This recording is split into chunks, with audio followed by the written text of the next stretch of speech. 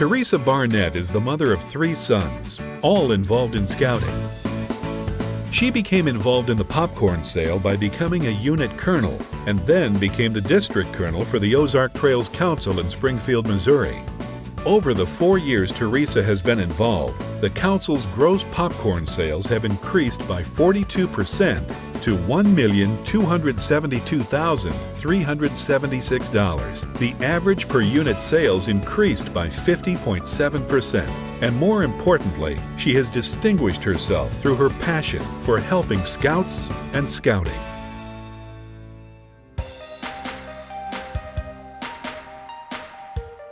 In order to help my unit colonels be successful across the district, I need, as a district colonel, need to make sure that my unit colonels are staying excited and energetic and keeping their units pumped up and going. If the adults are excited about popcorn, the kids are going to be excited about popcorn. If the adults are getting bogged down, stressed, they're not nearly as excited, then the kids are going to follow suit. However the leadership goes, so goes the organization. The first error that takes place a lot of times is districts and councils go towards the first willing person.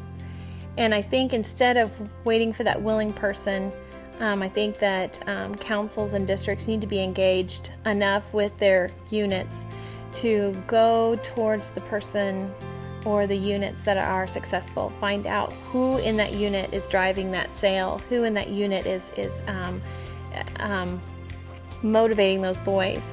It could be 2 or 3 people. It might not just be one person. If you begin to look there and then you start grooming those people and trying to shape them and help them, give them the tools that they need, listen to them, find out what it is that they're wanting, what do they want out of popcorn, what can you facilitate. At the council level, I think one of the main things that you can do to reward those district colonels that put forth a huge investment in time is to give them perks as far as help them with cost of their kids going to summer camp, or some kind of benefit that only the council can give. You want to keep those people that are doing good, and you want to try to encourage them to continue to do better.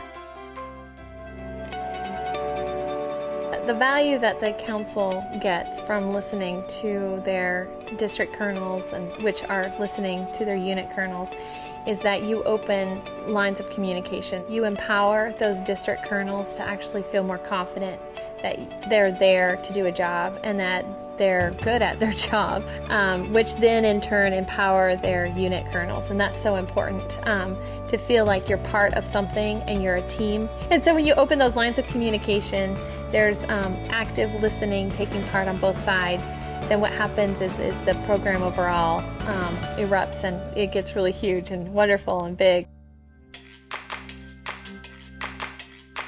First off, for us, the Trails End popcorn sale benefits our whole council as well as our district. Our camps are helped to be funded through it all the way down to the local level. So that's a huge plus for me. The other thing is that 70% comes back to local scouts. There's not a fundraiser that can really trumpet that. There's a folder that they put together for the unit colonel. In there is usually promotion guides for the prize items.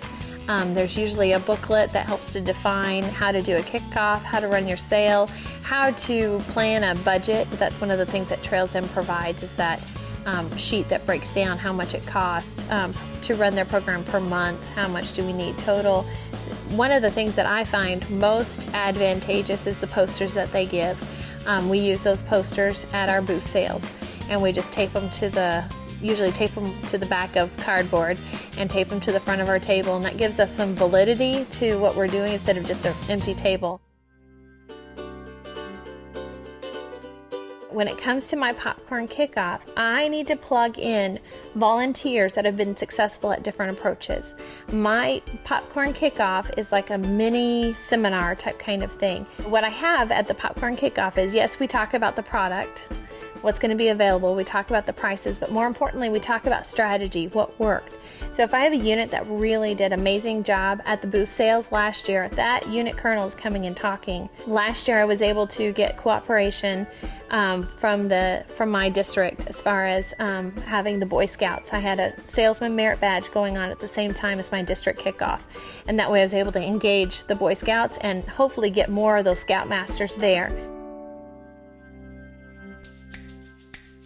I'm a communications crazy person, and so I send out all kinds of emails constantly. If I don't hear back from email, if I haven't heard back from a unit colonel, then I call that person and I'm finding out what's going on.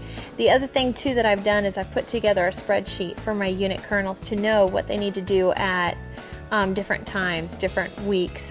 What are we trying to do? The first week, what we're trying to do is we're trying to just be as visible as we possibly can, hit every single store that we can to do booth sales and to be very visible.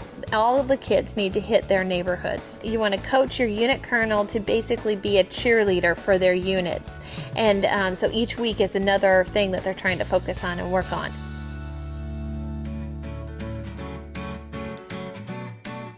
If you want your Eagle Scout percentage to go up, then you've got to work more, not on just the fundraising part of popcorn, but you've got to work more on the education part of popcorn, of teaching and training, and using popcorn not as a fundraiser, but as a tool to facilitate growth and goal setting and equal successful Scouts that grow into being successful leaders in our nation and around our world. The ramifications of teaching kids early on how to be great, awesome leaders is out of this world. We can't even try to measure that. If a 6-year-old learns how to be the leader and he continues to grow, to communicate and to give speeches and to talk well and effectively, there's no telling what that boy will or will not do as an adult. There's no limits put on that child. Got all emotional and everything.